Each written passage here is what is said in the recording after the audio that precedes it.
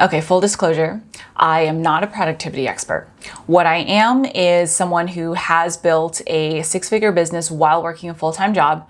And then since then, over the past 8 years, grown a seven-figure business that continues to grow every year while taking about 20 hours of my own time. I do have a team, so it's not just my time, but I share those credentials so that you can see what I'm sharing comes from experience in terms of being very efficient with my time.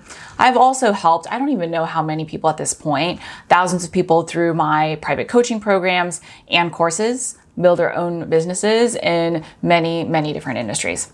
So take it as you will. What I'm going to be sharing with you is my takeaways and some of the things I've seen over the years that will really make a difference in decreasing your business work time to help you grow by possibly up to half, if not more, so that you can grow faster, have more time with your family and your loved ones, and enjoy your life a lot more.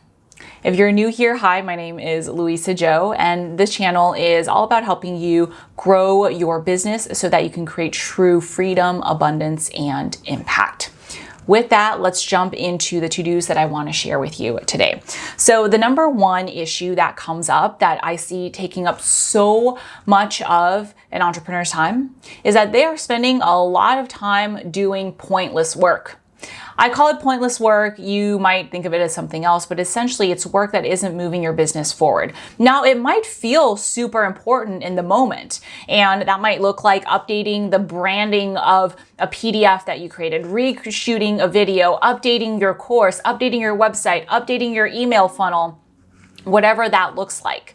When the truth is, yes, that will make you feel good, but the reality is it's not really going to do anything for your business. Yes, you can argue that long-term branding, all of the things that I mentioned are important in some way, shape, or form. And yes, they are at a certain point.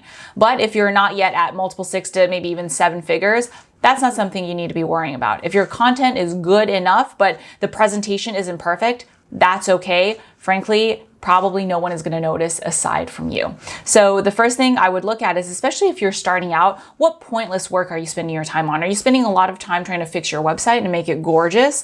Are you spending a lot of time working on an email funnel or email sequence when you haven't even gotten your consistent clients to your business via consistent clients to 5K or 10K a month? Even? Are you spending a lot of time working on pretty PDFs when you could be spending that time growing your business to 20K, 30K, 40K a month consistently, minimum? So that's thing number one. Thing number two that I see a lot is kind of similar, but also different, which is why it's its own category. And that is spending a lot of time mentally stressing out about your business versus doing the things that are going to actually move it forward. I actually see this a lot. It might sound like common sense, but I'll tell you, a lot of my clients come to me, my private coaching clients, with really high-powered either careers or other businesses, and they want to create an online coaching, consulting, or course-based business for additional revenue and honestly impact as well. And so a common thing I will see is someone will tell me, oh my gosh, I'm so busy in my business and my work, I have no time to do anything else. I will literally have them track their calendar and their business to-dos for, let's say, a week or two, and they will come back and say, you know what, I'm spending less than an hour on my business every day, on this business that we're growing together. I don't know where the rest of my time went. And it turns out, yes, you can become more productive and efficient with your time with basic time management principles, which we're not going to go over here because you can find those, frankly, every other video online. But instead, what they're doing is they're spending a lot of time getting their head in this programming about, oh my gosh, I'm so busy. I've got so much to do. I'm so stressed. How am I going to get it done? And then that takes up so much of their mental energy. It takes up and ends up taking a lot more of their time. And then they end up getting very little done. When what would work a lot better is to do the next thing that I'm going to share with you in just a second. That's going to be a tactical thing. But once you have that, to kind of just focus, kind of put on the blinders in your business, especially if you need to get to, I would say, at least multiple six figures first, so that you are just really focused. You're doing a few things. You're not really getting distracted by any of the other things. Because the truth is, the to-dos in a business can can be non-ending, right? There's always more to do. There's always more to improve. And that's kind of the fun of a business, but only if you know how to manage it both mentally and physically. So that's thing number 2. Thing number 3 that I just hinted at is what I talk about this a lot because it's so important. It's called identifying your non-negotiables. In an online business, like an online coaching, consulting, course type business, honestly, it's not that complicated. There are only a few things that you need to do to grow your business, and they are essentially get new leads / new clients. So I say / because it depends on what your sales process is. If you have an automated sales process or you have a team, then your job is just focus on getting the leads and let your team that you've already built drive those sales. Or if you yourself are your only team right now, driving those sales calls or whatever that looks like. So I'm combining those two, getting new leads and getting clients in one go, although technically they're 2 different processes. And then there's the delivery of whatever it is that you are providing. If it's a course, the course itself, the course support, if it's coaching or consulting, the actual coaching and consulting, or whatever service it is that you provide. And frankly, that's it. It's just those things, front end and then delivery. You need both, absolutely. But once you realize that, everything comes back to right now, is that thing that I'm thinking about doing something that's going to lead to either my delivering for my clients or getting new clients, getting new leads?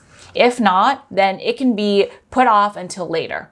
That goes back to the principles that we talked about earlier. And so again, so many people I see don't even know what their non-negotiables are. So they are trying to do everything under the sun. They're not really understanding or identifying, rather, what's really going to move the needle in their business.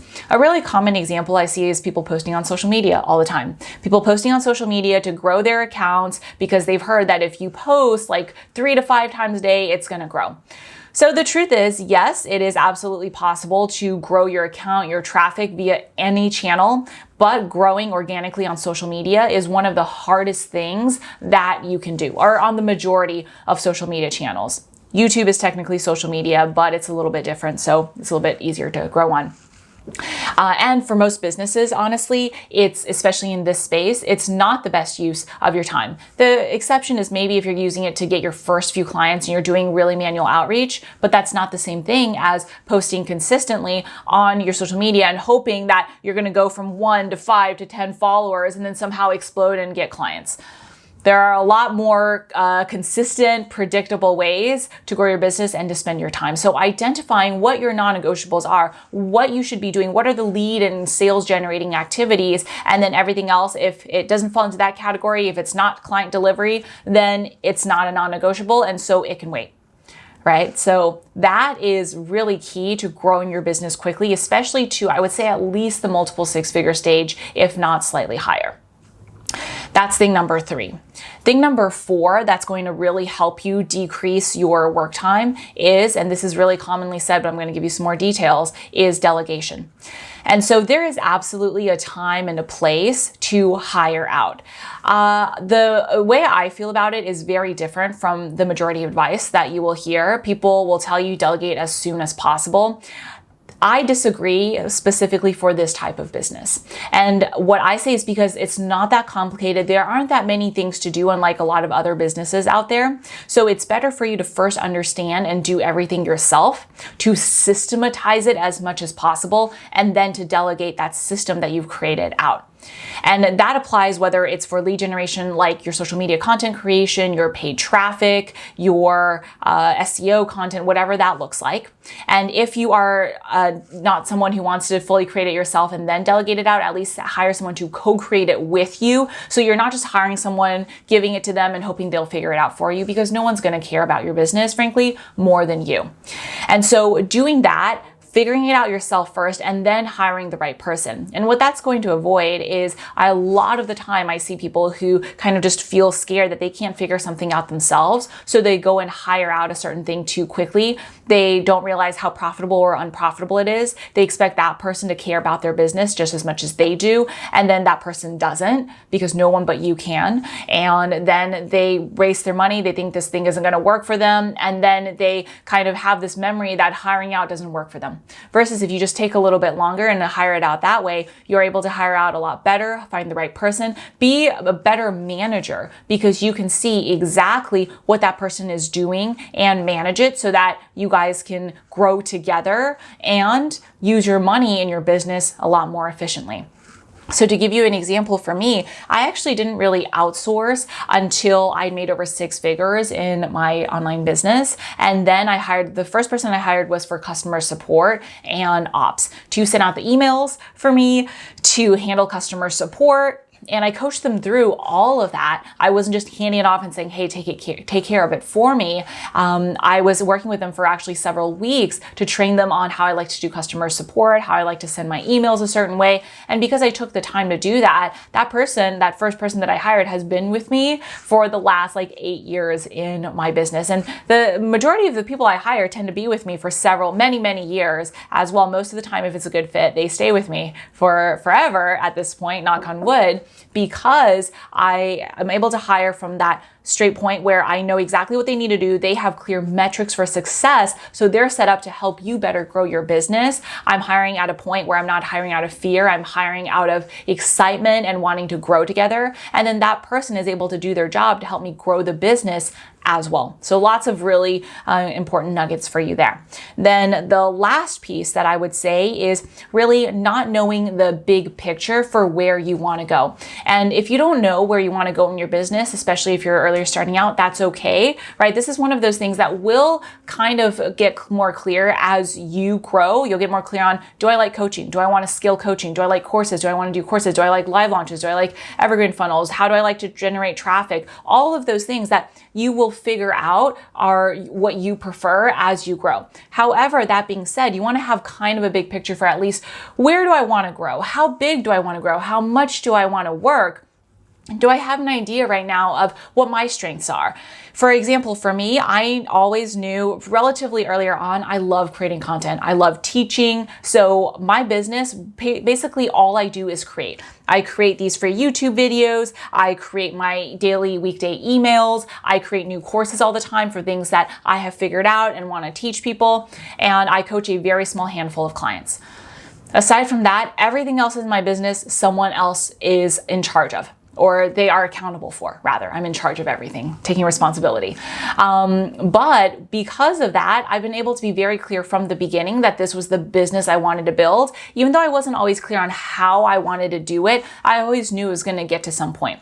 So when you are clear on that, on really what you want and where you want to go, what that allows you to do is to save a lot of back and forth doubt on, am I spending my time doing the right thing? Is this really going to grow my business the way that I want? Is it going to move me forward the way that I want? And so am I wasting time on things that I'm going to shut down in the future, right? That's I think a lot of entrepreneurs, one of their top fears. I know it was one of mine. And so when you know that, then you can know, okay, the things I do today, I don't have to do them forever, but they're going to lead into the next thing. So for example, using myself as an example, I started out doing coaching. I knew I wasn't always going to rely on selling coaching primarily in my revenue, but I knew that coaching would help me really get to know my audience, really build all of my skills, marketing, understanding my audience, copywriting, sales, help me get some really great testimonials, help me create some amazing content, both free and in my courses and programs, transition into my group programs, which I ran live for several years. Also knew that wasn't going to be the thing that I did forever, but doing that again helped me really improve my course content, really create really robust support systems, and also create an amazing reputation as well. And then from there, be able to scale to the majority of my courses being self-study, which is what they are now. So that's just a really high level example from how I knew from day one kind of where I wanted to go. Again, I wasn't clear on how I was going to get there, but I knew the big picture, which allowed me to, from the beginning, kind of cut out, okay, am I going to spend a lot of time hiring a really big sales team? No, because I know I don't want to scale a big coaching program that requires selling via sales calls. Am I going to spend a lot of time hiring a team to really support my live launches? No, I'm going to figure out a way to hire a team that can be temporary and create win-win situations for me and the team that I'm hiring so that they're able to support me temporarily, go and get their wins, and then move on because this is not something I want to do long term. So that's what I'm talking about, which means that you get to save a lot lot of the time on things that, you are focused on your own goals. You're not worried about what other people are doing, and you're able to just go full steam ahead, and every single thing you do moves you forward and builds momentum, which means you have to do less and less because the work you've done compounds and it grows and creates this amazing business system for you. So those are the really important 5 takeaways that I wanted to share with you today. If you used honestly even just a few of them, you could very well cut your time by a quarter to a half of what you're spending your time on, most likely. Now with that, with the free time that you're going to have, you're probably thinking, okay, what do I really need to focus on to scale my business, to grow to where I want it to be so that I have that amazing revenue? So if you want to know that, I have a great video for you on what you need to be able to scale your business to 6 and multiple 6 figures. So I'm going to share that video with you right here, and I will see you there.